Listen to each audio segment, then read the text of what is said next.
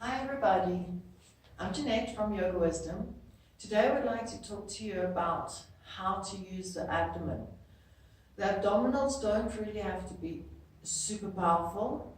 More so, can you put them in the right positioning for where they work the best? So one mistake that I used to make, and I see my students, it's kind of a common problem, is we have the pelvis tilted forward, and then we want the tummy to work. But in actual fact, first, get the pelvis to tilt backwards so that the tummy gets into this resting position, and then let the tummy lift. And it will work naturally in that position, where in this position it can't really get a good grip on its own strength.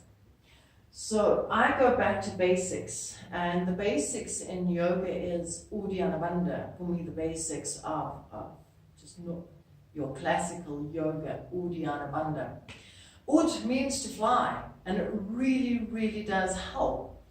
So when you practice Uddiyana Bandha, you're going to pull the navel in, which naturally gets the curve of your lower back, and pulling the navel then in and up, which opens up the hip flexors.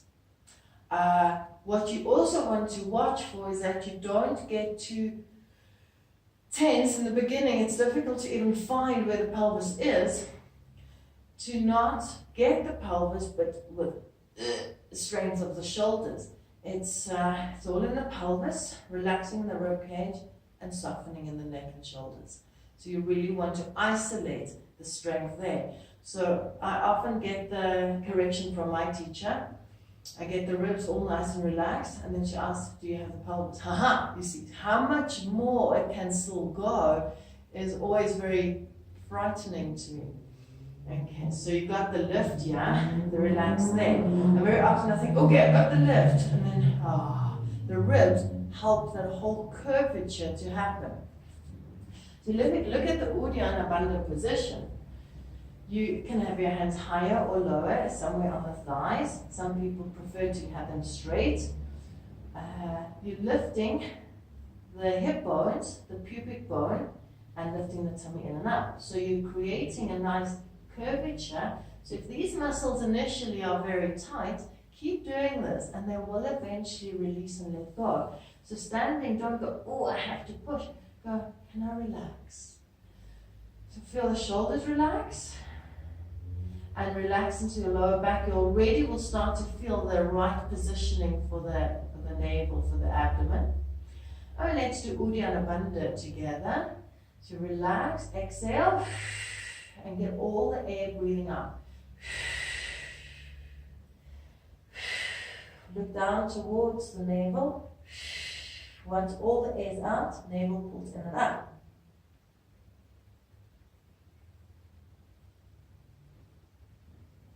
Holding the breath out for as long as you can. When you want to breathe again, release the belly and breathe in.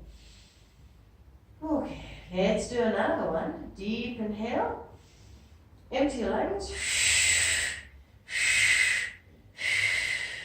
Pull the navel in and up.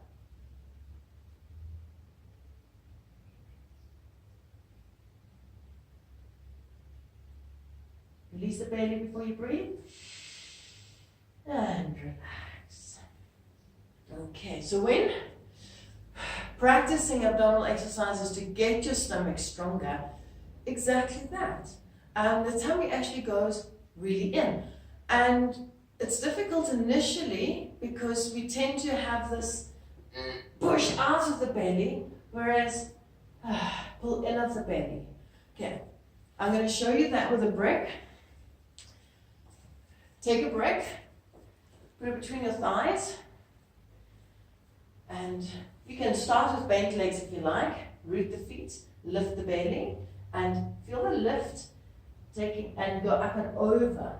So that when you get down, it does an Uddiyana Bandha naturally. It kind of sucks the tummy, and yeah, you'll feel it. It empties out. It's soft. It's kind of relaxed there. The ribs can open and relax. So the ribs relaxing doesn't mean, oh dear, I can't do that. It's relaxed, where they should be. Okay. So it's neither this, but it's definitely not that. So we relax the rib cage, lift the belly, the ribs will get into the right place, and flowing down. Tummy can, so as the tummy lifts even more, it will help you to extend even deeper. Okay. Take that into positions like your jumps in Ashtanga Yoga, your camel position, Ustrasana, and any back bend, any inversion. So let's look at handstanding camel. And yeah, so if first I want to show you abdominal exercise. How would you then do it? The brick really helps to understand that the inner thighs have a link to the belly. They hug and go into the belly. Whereas it's exactly the opposite. That's why we often say turn the inner thighs and engage the inner thighs so that the knees stay straight. It's so that we actually got core strength. Let's do, a simple one.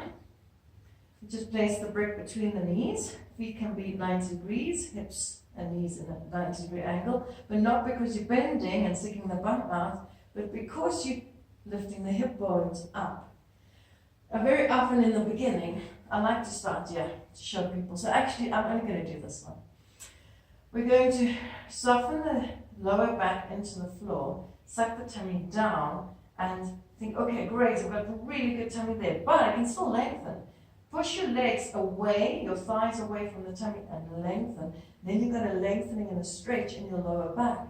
So you're opening the lower back, the more you strengthen your stomach.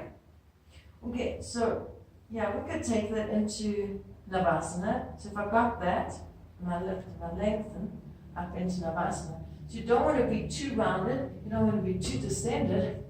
You want sucking of the tummy, and a lengthening of the spine, but it's through the tummy. So in the beginning, you'll notice as you do that, there's this natural wanting to get strength. So think of Mula Bandha, of lifting the energy up through the spine and lifting the tummy in and up. Okay, so now you can test it by simply doing that and finding, my tummy is working correctly. It's not this big effort, trying to get the legs up. I put the pelvis into place, soften the belly, and lift the legs. Okay, gives you a great idea how you're going to then do your inversions, your headstand, to how to lift the legs. So let's look at the camel and how that deepens your back bends. So if I go camel without tummy, so first without inner thighs, it's horrible on the lower back. So I don't even want to do that. Hug in, so you can put your brick again between the thighs. Squeeze, then as I tilt the pelvis and I lift the tummy up and up, I lengthen it. So if I do without the lengthening, it kind of will go like that, which is not too bad. But now, as I lengthen, lift the tummy in and up, there's much more extension in the spine. So these two really work together. That's your core. Don't think of your core just being that. As this one changes, this changes. As this changes, this changes. So these two work so hand in hand. So camel, before we go, push down through the shins, find the back strength, then find the front strength, and open out the hip flex. So if you find this strength, this can relax. If you find this strength, this can relax. So you see how it works in opposition. Find the strength, then the lower back will relax, and you're lengthening out instead of just bending into the camel. Okay. Let's take last pose to try out is the handstand. We could do a handstand. There's lots to talk about handstand, mostly lots to talk about any pose really, but for today we're just focusing on that. So in the handstand, if I do without the belly, also your down dog might want to sink without the belly, lifting in and up, which opens the lower back, stretches the shoulders. So go out the belly, so we disengage the belly, and we go up into position. It's okay, but there's no power, there's no feeling, no strength. Okay. I'm going to think of lifting my tummy in and up, and that same feeling that I had when you fold forward and down, it sinks inwards.